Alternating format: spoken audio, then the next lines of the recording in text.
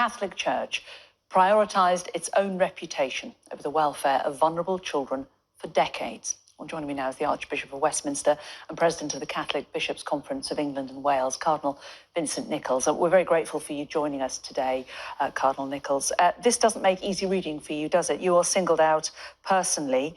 It says that Cardinal Nichols has shown that he cares more about the impact of child sex abuse on the Catholic Church's reputation than on victims and survivors. What's your response? Well, no, it's very uncomfortable for me, but even more uncomfortable, I think, for many, many survivors of child sexual abuse.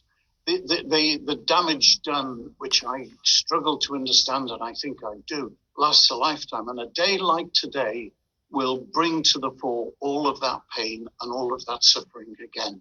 So, most of all, I want to say to anybody who has had that dreadful experience in the past, I am sorry. I am really, really mortified that this happened in the context of the Catholic Church and over this period of 50 years.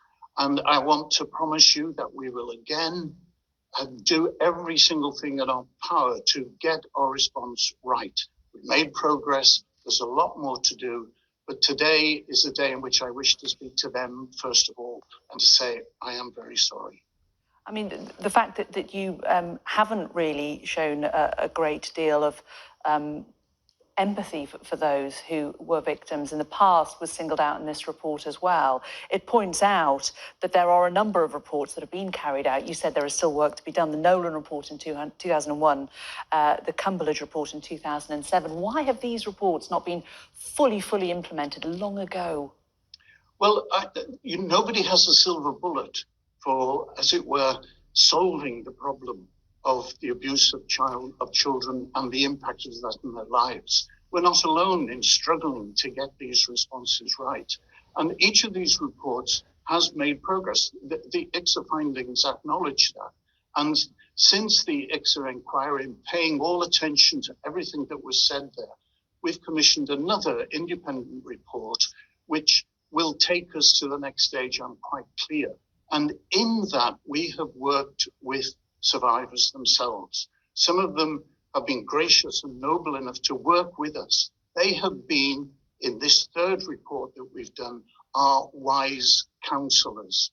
And I think that is something that we've not managed to do before, and it will take us to a new phase. And I'm grateful to those who have been willing to come forward and to tell us directly of their experience and tell us what they want us to do. And that's a very important step for us. But while these reports and while these conversations happen, the assumption is that it is still going on. How can you, as a man of faith, welcome young people into an institution where they could be abused, where they could be damaged beyond repair? We're ashamed of what has happened. We're absolutely ashamed of what has happened.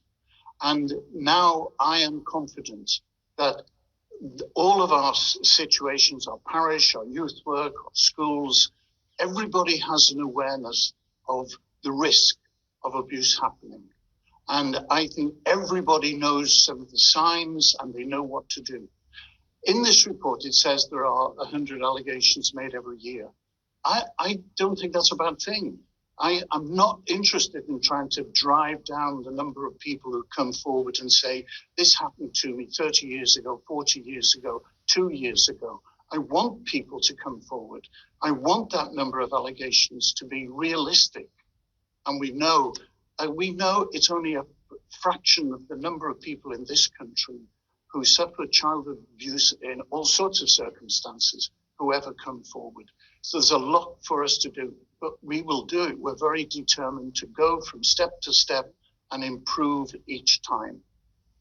This report says that the Catholic Church has lost its moral purpose.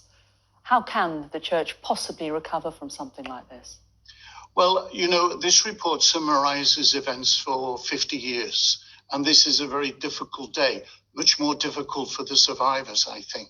But I am quite sure that the sources of the life of the Church are strong, and we see that in other areas of our life. But that's not the point today. The point today is for me to say, look, I am sorry. I am ashamed.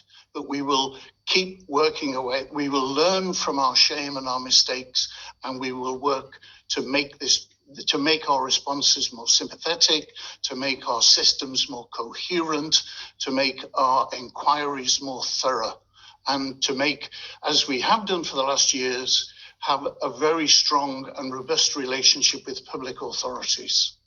Having said that, this report says that whilst you were cooperative, the Holy See and the Apostolic Nuncio, these are the embassy that represents the Vatican here in the UK, did not cooperate with this organisation, and that is something that's happening now. It says the report concludes that the Holy See's actions stand in direct contrast with Pope Francis's public statements. They are at a loss as to understand why they didn't cooperate. Have you spoken to them and asked them why they didn't cooperate with this inquiry? Well, yes, I have had conversations, and it was explained to me that the status of the Holy See is ruled by diplomatic regulations and laws. It took the inquiry quite a long time to understand that, but that's a decision of a sovereign state, and I have to accept that. But I think there's no questioning the Pope's intent that in every country we bishops are held responsible, and we will be held accountable if it is clear that we have obstructed or been deliberately negligent. Now, that is not the case here, I know. But we have a lot to learn. And again, I want to say to every single person who has suffered childhood abuse in the context of the Catholic Church, I am sorry. We will work at this. We will get it better. And to do so, we need your help. Cardinal Vincent Nichols, we appreciate your time today. Thank you. Thank you.